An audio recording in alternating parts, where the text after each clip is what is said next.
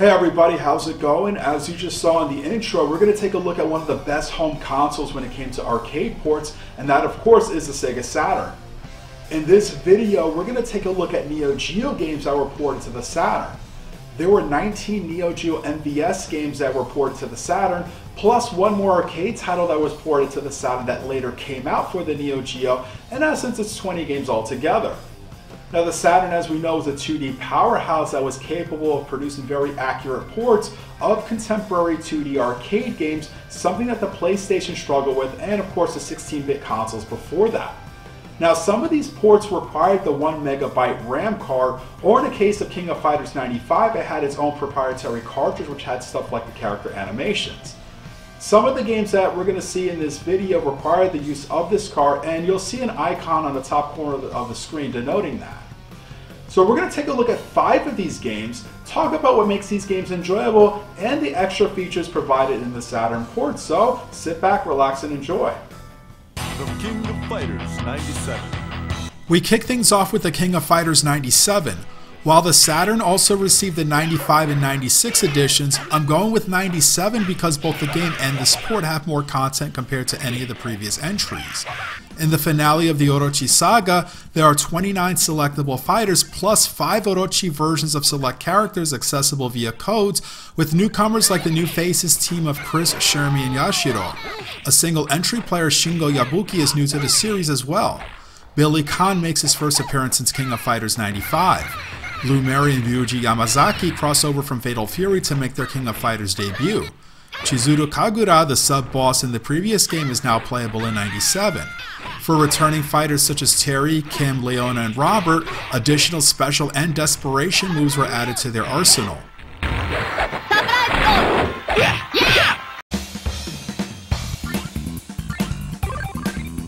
This iteration adds a new dynamic in the extra and advanced fighting modes. Extra mode utilizes the play mechanics from the King of Fighters 94 and 95 to include dodging and quick dashes, while the advanced mode uses the mechanics from 96 such as the evasive roll, running, and air blocking. These modes also differ in how your power meter is filled and the criteria to perform desperation and super desperation attacks. KO! You can play through the game in the standard 3 vs 3 matchups or 1-on-1. The Saturn port features an art gallery with over 60 illustrations. There's a training mode which was not in the Neo Geo AES or CD versions, where you can face a CPU-controlled fighter, thus honing your skills in an actual fighting environment, which is a plus. There's a survival mode where you attempt to defeat every opponent on 1 health bar. You can play this mode for score or time. The graphics are spot on and nearly every frame of animation is accounted for. The stages are highly detailed and full of life. King of Fighters 97 took a different direction with the audio, as some rounds feature ambiance noise of the stage while others use the fighter's theme. The controls are responsive and moves are easy to perform. The load times are not too long. This port allows you to save your progress. King of Fighters 97 has a bit of a learning curve due to the vast amount of offensive and defensive maneuvers, but it's worth buying for your Saturn. Of course, you can't forget the trademark difficulty of the final boss. Next up is Magical Drop 2. This is one puzzle game where you need to think quickly on your feet. You take control of a jester and it's up to you to clear and push back balloons that descend from above. To pop these balloons, you must pull them from the field and release them back to form combinations of at least 3 balloons of the same color.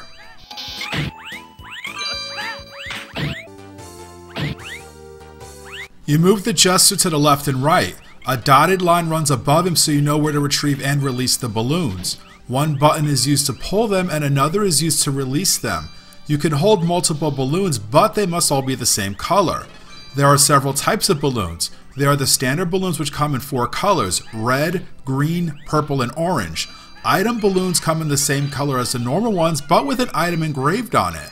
When a combo is made with an item balloon, all on-screen balloons of the same color as the item balloon will pop. Ice balloons can only be popped when 3 or more balloons of one color are launched towards it. When this happens, all other ice balloons on screen will change to that same color. Rainbow balloons act as a wild card, taking the form of whatever color balloon it meets upon contact. If a combo is made with an arrow balloon, All balloons in the direction the arrow faces are popped until you reach a blank space. Finally, there are bubble balloons which cannot be grabbed but are popped with a single balloon. Chain reactions can be formed when balloons are popped, boosting your score. There are 3 modes of play in this game: Puzzle, Story, and Hiramaki, with the latter not found in the US arcade version. In Puzzle mode, you face an endless swarm of balloons. Your level increases after popping enough balloons, while the balloon patterns become more complex. You must move quickly to clear these balloons, and to get to balloons that are far away, you can wrap around to the other side of the screen.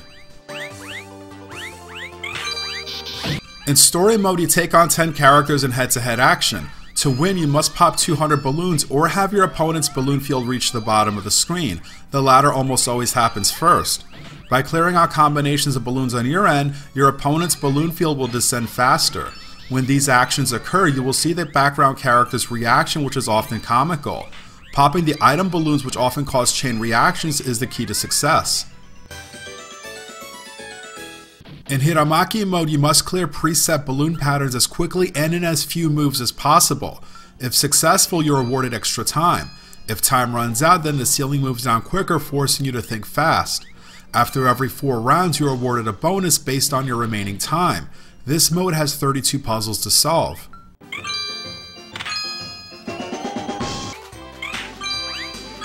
There's a special mode that lets you play through the puzzle game with higher levels to start with, and the Hiramaki game with tougher puzzles to solve.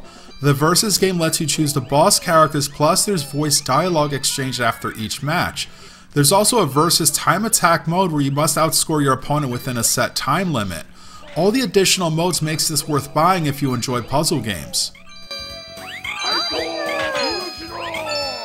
Next is one of the more obscure Neo Geo games that made its way to the Saturn, and that is Stakes Winner 2. In this horse racing game, you compete in a tour of 16 races taking place on real-world tracks such as Belmont Park and Churchill Downs. These tracks differ in course length, number and angle of turns, and type of turf, with some tracks having uphill slopes. Weather conditions play a part in each race as well. You choose from a variety of horses differing in speed, burst, and stamina.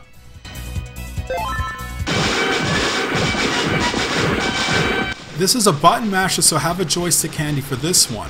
There are a couple of buttons to accelerate your horse. One for normal speed, which slowly drains the horse's stamina, and another where you whip your horse to move faster but its stamina depletes quicker. The latter can slow your horse down, so you must alternate between the two. At the final stretch of each race, you can boost your horse's stamina. Keep an eye out for power up and power down items scattered throughout each track. They can restore your stamina, give you a speed boost, or slow you down. To advance to the next race, you must finish in 3rd place or higher. If you complete the course in record time, you receive an additional bonus on top of your 1st place prize money. Throughout the game, you receive bonuses for multiple 1st place finishes. In between races, you can use your winnings to purchase power-up items which are used for the next race. After every few races, you train your horse by running it through different terrain to boost its stats, or learn techniques to give it a competitive edge.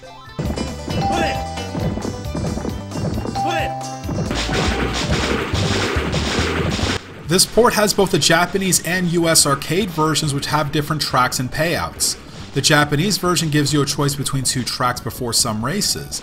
There's an additional mode where you race horses and race them to build them up. The action moves fast in this title with cheerful music. While this is a niche game, I say give it a try given its low price tag, which is between $10 to $20.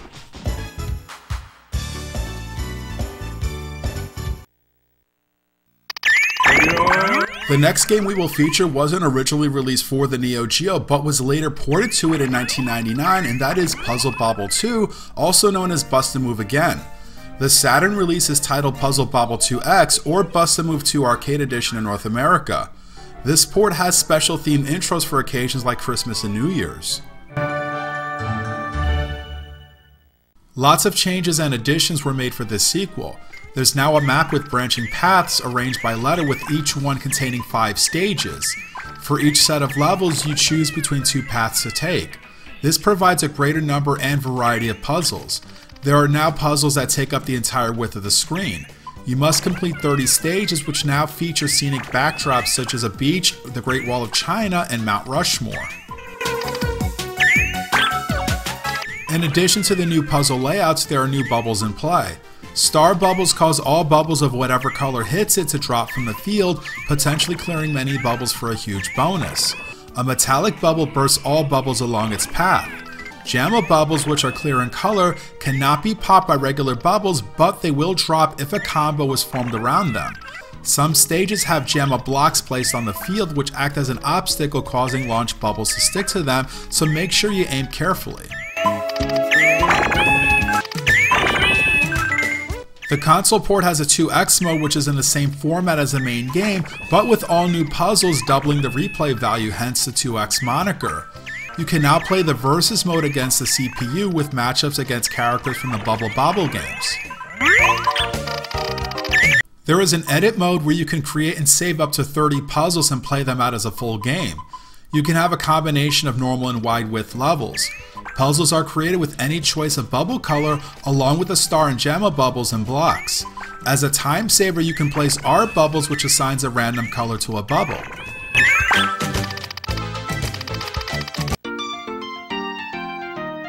If all of that is not enough, when you complete the game you're given a code. When you enter that code in the title screen, you will play levels set in another world for both the main and 2X game, giving you new and tougher puzzles to solve. The backgrounds for these levels are modeled after the Bobble games. You may as well call this port Puzzle Bobble 2X Squared. Finally, my blue ribbon pick for this video is Real Bout Fatal Fury Special. Like the King of Fighters 97, this port has many options, providing lots of replay value. The roster consists of 20 fighters, to include Geese Howard, who is playable without a code. Each fighter has a large arsenal of special, super, and potential power attacks. Familiar faces such as Terry, Andy, Mai, Billy, and Kim are here, along with Tung Fu Ru, Chang, Lawrence, and Krauser, who make their first appearances since Fatal Fury Special. My personal favorite is Bob Wilson, a capoeira protege of Pow Pow Cafe proprietor Richard Meyer.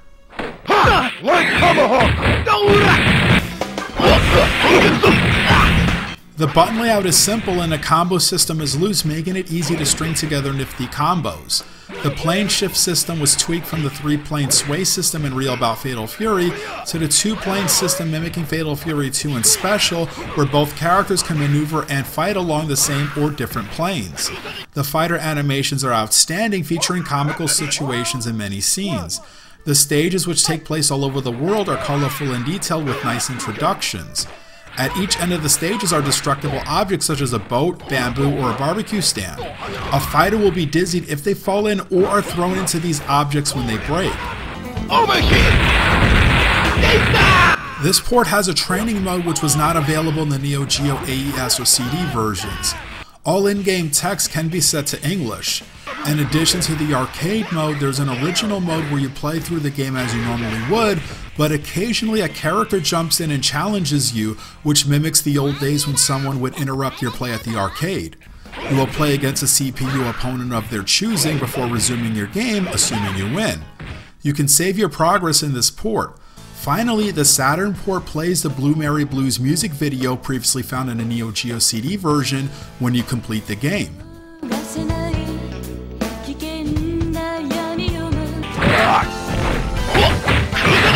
This is a fast-paced fighter with lots of humor that will provide plenty of enjoyment and is an excellent alternative to the Street Fighter Alpha series.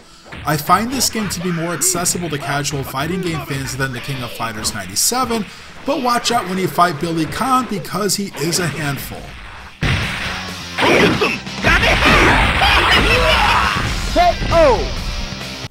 Alright, so those are your 5 Neo Geo games available for the Saturn. Overall, the Saturn did a great job when it came to handling these games, considering the level of animation in some of these titles. There are a few exceptions, such as Fatal Fury 3 and Waku Waku 7, which I'll probably talk about in a future video. And the best part about it is that most of these ports are very affordable, with a few exceptions such as Metal Slug and Twinkle Star Sprite. So if you don't own a Neo Geo MVS or AES, one of the best alternatives is to get these games for the Saturn. So I hope you enjoyed this video, and as always, I'll see you next time.